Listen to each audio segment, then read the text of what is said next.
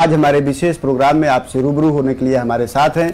चलते हैं आपको लेकर के अनूप जलोटा जी के पास और जानने की कोशिश करते हैं कि संगीत की दुनिया में, खासकर जो धार्मिक संगीत है उसकी दुनिया में क्या चल रहा है। अनूप जी 40 सालों से इस जगत में एक उदीयमान तारे की तरह चमकते हुए बने हुए हैं और एक लंबा संघर्ष कह सकते हैं और उसका एक जबरदस्त सफलता भी हासिल किए हैं उस संघर्ष के बाद। तो अनूप जी से उनके इस 40 साल के करियर में किस तरह के संघर्ष उनको झेलने पड़े और सफलता के इस पायदान तक पहुंचने के लिए कितने पापड़ बेलने पड़े, इसकी भी जो रोचक कहानी है वो भी हम अपने दर्शकों के लिए निकलवाने की कोशिश करेंगे। अनूप जी, आपका स्वागत है बहुत बहुत हमारे विशेष प्रोग्राम फेस टू फेस। बहुत धन्यवाद आपका, बहुत धन्यवाद। जैसा कि पूरे दुनिया और पूरे देश में खासकर भजन सम्राट के नाम से जाना जाता है आपको। जब आप इस भजन के क्षेत्र में आए थे तो इसका करियर आज की तरह कोई इतना शानदार नहीं था, खासकर आर्थिक दृष्टि से देखें तो कैसे आना हुआ आपका, जबकि आप क्लासिकल जगत से होकर के यहाँ तक पहुँचे हैं, क्लासिक्स की एक बड़ी पर्सनालिटी हैं आप। तो क्या वाकई जब आप यहाँ पे आए इस संगीत जगत में तो आपने सोचा था कि एक दिन अनूप जलोटा करोड़ों देशवासियों के दिलों पे राज करेंगे? इतना तो नहीं सोचा था, लेकिन इतना जरूर सोचा था कि हम लोगों को जरा अच्छा संगीत सुनाएंगे, उनकी रुचि जो है वो रोचक बना देंगे, उनके रुचि का गायन उनको सुनाएंगे, उनको संत कवियों की रचनाएं सुनाएंगे, अच्छे अच्छे शायरों की गजलें सुनाएंगे। और वो कहाँ तक वो स्वीकार करेंगे, लगता था कि कुछ लोग स्वीकार करेंगे, क्योंकि वो बचपन में ही गाते गाते पता लग गया था, लोग बैठते हैं सुनते हैं। तो जब बम्बई आएंगे तो बम्बई आके तो फिर सारी दुनिया तक पहुंच जाएंगे, लेकिन इतना ज़्यादा होगा ये पता नहीं था। तो मैं जानता हूं कि मेरी जो प्रतिभा है और मुझे जो कुछ प्राप्त हुआ है, तो प्रतिभा उससे बहुत कम है। मुझे ईश्वर ने मेरी प्रतिभा से कई गुना ज़्यादा दिया है, इसीलिए मैं बड़ा झुक के रहता हूँ, इसीलिए मैं हर वक्त मुस्कुराता रहता हूँ कि ईश्वर तेरी बड़ी कृपा है कि तूने मुझे जितना मिलना चाहिए था उससे ज़्यादा दे दिया। तो जा पे कृपा राम की होई, तापे कृपा करे सब कोई। हाँ बिल्कुल अनूप जी, आपसे बात करते हुए ऐसा महसूस हो रहा है कि वास्तव में लोग आपको भजन सम्राट क्यों कहते हैं, क्योंकि आप लोगों को एक जो स्पिरिचुअलिज्म होता है, एक अध्यात्म होता है, उससे जोड़ देते हैं। और आपने अभी जिस तरह से बातें की और ईश्वर का जैसे आपने शुक्रिया किया, निश्चित रूप से ईश्वर की बड़ी कृपा है आप पे। पाश्चात्य संगीत का जमाना है, पाश्चात्य संगीत की कोई एल्बम आती है तो बड़ी हिट हो जाती है। ऐसे आंधी, एक कहिए कि पाश्चात्य संगीत की आंधी चल रही हो और वहां पे आप ऐसा एक चिराग जो है भजन का लेकर के खड़े हैं, न केवल खड़े हैं बल्कि अंधेरे को जबरदस्त चुनौती देते हुए दिखाई देते हैं। भजनों का एक बड़ा बाजार खड़ा कर दिया है आपने। तो कैसा लगता है आपको ये जो संघर्ष है, या इस पायदान तक पहुंचने का संघर्ष, जो कितना संघर्षमय रहा? कोई संघर्ष नहीं किया, किसी प्रकार का न संघर्ष, न पापड़ बेले और न ही स्ट्रगल किया। डिक्शनरी से संघर्ष और स्ट्रगल नाम निकाल देना चाहिए, ये वर्ड नहीं होना चाहिए। क्योंकि जिसको लोग कहते हैं कि स्ट्रगल कर रहे थे, अरे वही तो ट्रेनिंग पीरियड है, वो नहीं हो तो इंसान सीखेगा कैसे? वही ट्रेनिंग पीरियड है, उसी ट्रेनिंग पीरियड से सीखने के बाद इंसान तैयार होके आता है, मार्केट में अपने को पेश करता है। संघर्ष और स्ट्रगल, ये जो स्ट्रगल वर्ड है, इसका मतलब है कि किसी पंछी को किसी पिंजरे में बंद कर दिया तो बाहर नहीं निकल सकते, तो वो तो है ही नहीं किसी के साथ भी। हर व्यक्ति स्वतंत्र है, अपना रियाज करो और धीरे धीरे नाम होगा, उसका आनंद लो। उन दिनों तो नाम भी धीरे धीरे होता था, हम लोगों को ओवरनाइट सक्सेस तो कभी मिली नहीं। आज ओवरनाइट मिलती है कि भाई सारे गामा में आ गया, कोई इंडियन आइडल में आ गया तो सारी एक रात में स्टार बन गया। तो ये जो शॉर्टकट्स हैं, शॉर्टकट से आज ओवरनाइट नाम होता है, लेकिन उसमें भी शॉर्ट सर्किट आ जाता है, थोड़े दिन में वो गायब हो जाता है इंसान। हम आपसे पूछें कि पिछले साल कौन इंडियन आइडल में आया था तो आपको याद ही नहीं है, उसके पिछले साल आया था वो भी याद नहीं है, लेकिन जिस साल वो आता है बड़ा हंगामा होता है। तो सच ये है कि आप मेहनत करके, सीख के, जिसको हम स्ट्रगल नहीं कहते हैं, जिसको संघर्ष नहीं कहते हैं, ट्रेनिंग कहते हैं, अच्छी तरह तैयार होके आओ। अंतिम सांस तक आपकी प्रतिभा को लोग देखेंगे। आपको पता है ये पंडित जसराज अंतिम सांस तक गाए, भीमसेन जोशी जी, बिस्मिल्लाह खां साहब, जगजीत सिंह साहब, मेहंदी हसन साहब, मोहम्मद रफ़ी साहब, अंतिम सांस तक गाना गाया। वो इसलिए गाया कि वो शॉर्टकट से नहीं आए, वो हमेशा आए सही रास्ते, मेहनत करके अपने को स्थापित किया, और वो हमेशा लोगों के दिलों में राज करेंगे। ठीक कह रहे हैं कि सफलता का कोई शॉर्टकट नहीं होता। शास्त्रीय संगीत को कहते हैं ये रूहानी संगीत है, यह आत्मा को तृप्त करता है, और शायद इसीलिए जब दुनिया में आत्मिक शांति की बात होती है तो लोग भारत की तरफ देखते हैं, लोग अनूप जलोटा की तरफ देखते हैं, या इस तरह के जो भजन सिंगर हैं जो सीधे व्यक्ति का जो तारतम्य है उसके आत्मा का जुड़ाव एक आध्यात्मिक शक्ति से कर देते हैं।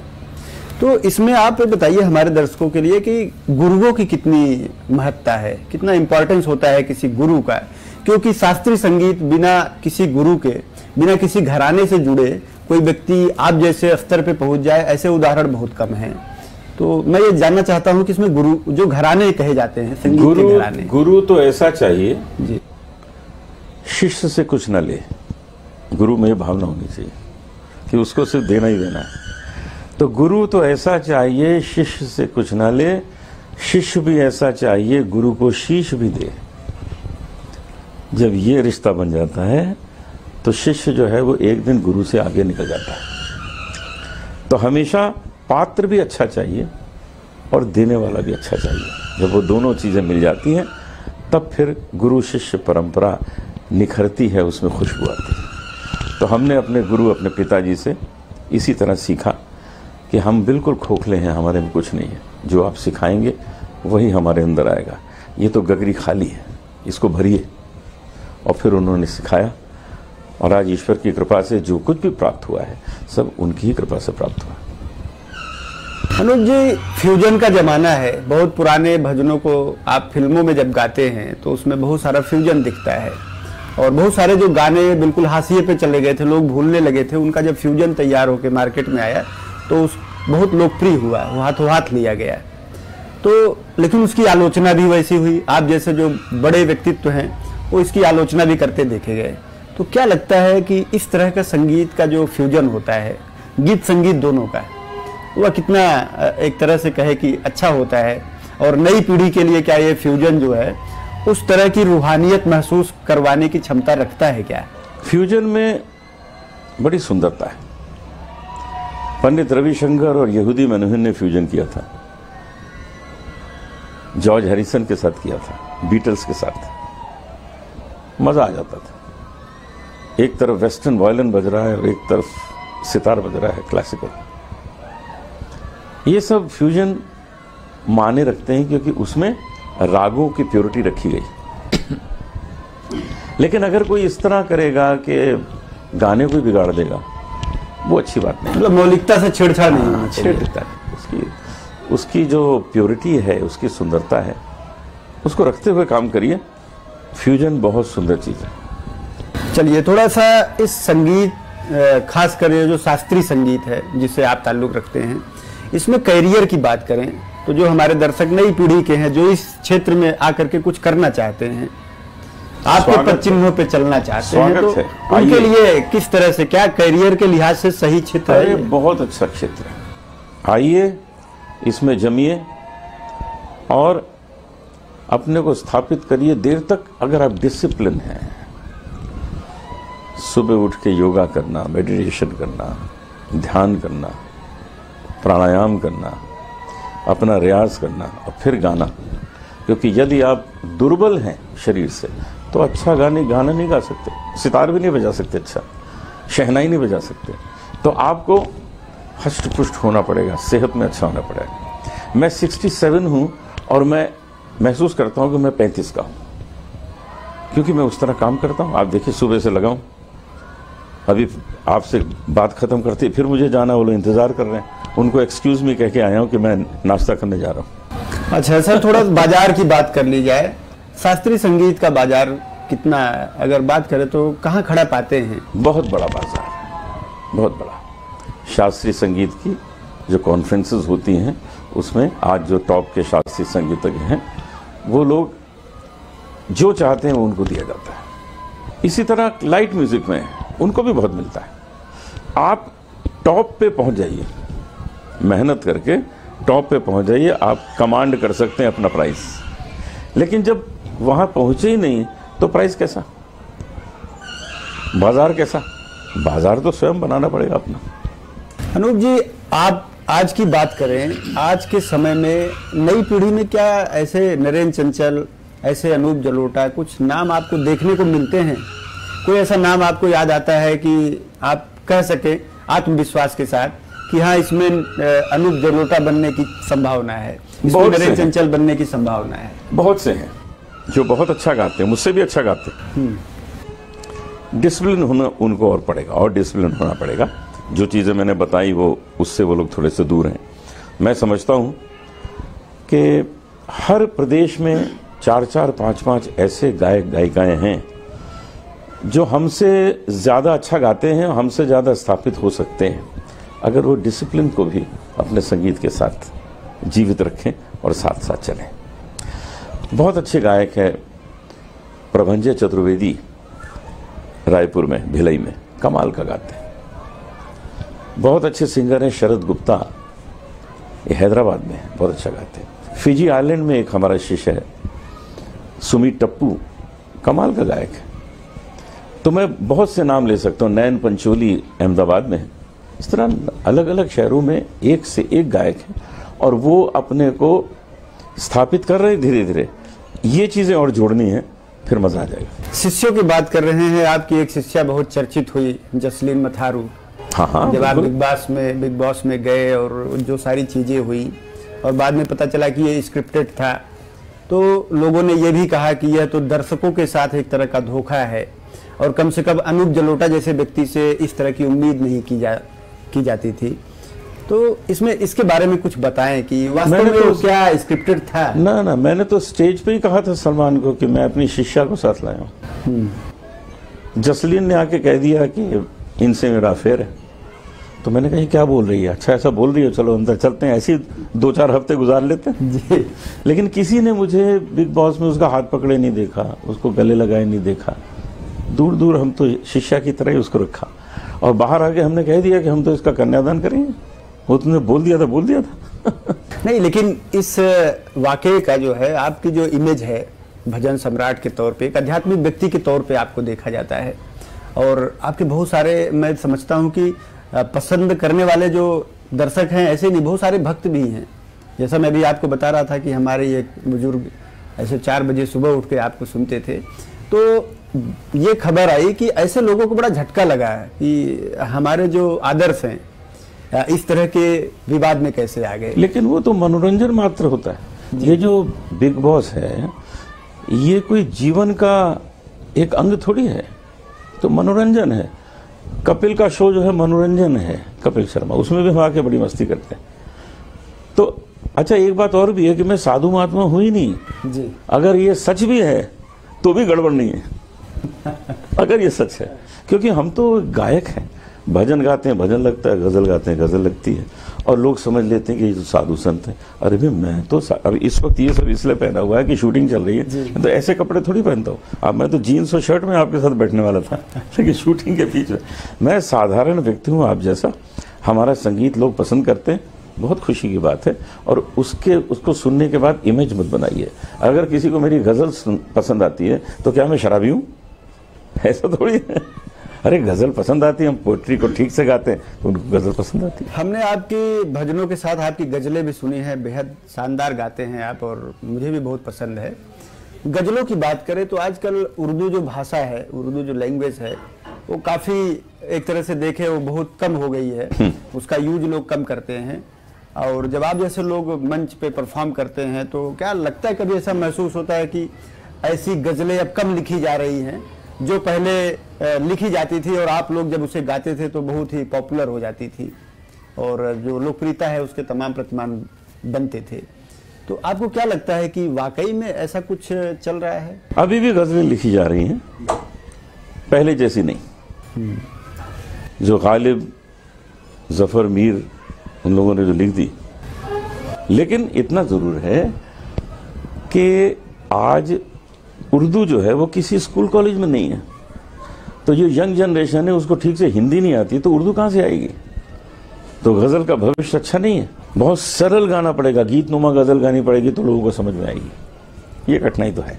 चलिए सर, एक लंबा अनुभव है आपका 40 साल का, और उसमें कई सारी फिल्मों में आपने परफॉर्म किया है, तो कुछ उसके बारे में बताइए। आप जैसे व्यक्ति वहाँ कहाँ कितना फिट हो पाते हैं, और वहाँ का जो माहौल है अक्सर वो चर्चाओं में होता है, पॉजिटिव नेगेटिव, तो क्या वाकई आप जैसे जो व्यक्ति हैं, जो जिनकी एक इमेज बिल्डिंग हो गई कि बस एक भजन ही गाएंगे, भजन ही गाते हैं, लेकिन आपने फिल्मों में बहुत सारे पॉजिटिव रोल भी किए, बहुत तो किया। उस सफर के बारे में थोड़ा संक्षिप्त हम तो बहुत कुछ गाते हैं, अभिनय करते हैं, फिल्म बनाते हैं, म्यूजिक डायरेक्शन देते हैं, बिग बॉस में आ जाते हैं, कपिल शर्मा के शो में आ जाते हैं। अभी आप और भी बहुत कुछ देखेंगे। सत्य साईं बाबा का रोल कर दिया, एक फिल्म आ गई। अब नंबर 2 सत्य साईं बाबा बन रही है, उसको मैं डायरेक्ट भी कर रहा हूँ। बहुत कुछ है, लेकिन वो सब करने में मैं बहुत आनंद लेता हूँ। उस आनंद में अगर किसी को मेरी इमेज की कोई छवि बनानी है तो उनका स्वागत है, बना लें कोई भी छवि। लेकिन छवि यही है कि मैं एक कलाकार हूँ और हर तरह का काम करता हूँ, सब में आनंद लेता हूँ। 67 का आदमी 35 का जब महसूस करे तो इसका क्या राज है? हाँ, इसका राज यही है कि हमने अपनी एनर्जी जो है वो बेकार की चीज़ों में व्यर्थ नहीं गंवाई। जैसे कलाकारों में देखा होगा, अगर रात 2-2 बजे तक बैठे हैं, पार्टी चल रही है, खाना पीना चल रहा है, फिर सोए, लेट उठे। हमारा ऐसा नहीं है। हम समय से सोते हैं, समय से उठते हैं, उठ के अपना अभ्यास करते हैं, प्राणायाम करते हैं, योगा करते हैं। ये सब करने से हमारी जो ऊर्जा है, शक्ति है, वो बनी रहती है। और मैं फील करता हूँ कि मैं 35 का हूँ। आज भी मैं 20 दिन ट्रैवल करता हूँ महीने में, और मुझे किसी तरह का कोई थकावट नहीं होती। अनूप जी के तमाम भजनों को लोग पसंद करते हैं, लेकिन अनूप जी अपनी कौन से भजन को पसंद करते हैं? ऐसी लागी लगन, मीरा हो गई मगन, वो तो गली गली गली गली हरि गुन गाने लगी, महलों में पली बन के जोगन चली, मीरा रानी दीवानी कहाने लगी, ऐसी लागी लगन मीरा हो गई मगन। अंतिम हमारा ये सवाल है, हमारे दर्शकों को भजन सम्राट के तौर पे, एक कलाकार के तौर पे क्या संदेश देना चाहते हैं? यही संदेश है कि संगीत जो है ये मन को आनंदित करता है। यही कारण है कि हमने संत कवियों की रचनाएं गाई हैं, भक्ति कवियों की रचनाएं गाई हैं। उन रचनाओं में सुंदर संदेश हैं जो लोगों के जीवन को सुंदर बनाते हैं। आप भी अच्छी अच्छी रचनाएं गाइए, इस तरह की रचनाएं न गाइए जिसमें कोई दमी नहीं है, जो आज सुना और कल भूल गए। मैया मोरी मैनी माखन खायो लोग 50 साल से सुन रहे हैं, ऐसी लागी लगन 50 साल से सुन रहे हैं। तो क्यों ना हम इस प्रकार का संगीत अपनाएं जो जीवन के अंतिम सांस तक हमारे साथ रहे। आप हमारे शो में आए, हमको अपना बहुमूल्य समय दिया, आपका बहुत बहुत धन्यवाद। ये थे हमारे साथ भजन सम्राट अनूप जलोटा, जिन्होंने विस्तार से अपने संगीत के सफर के बारे में, अपने कैरियर के सफर के बारे में बताया। अगले सप्ताह मिलेंगे ऐसे ही किसी अन्य शख्सियत के साथ। तब तक आप देखते रहिए फेस टू फेस।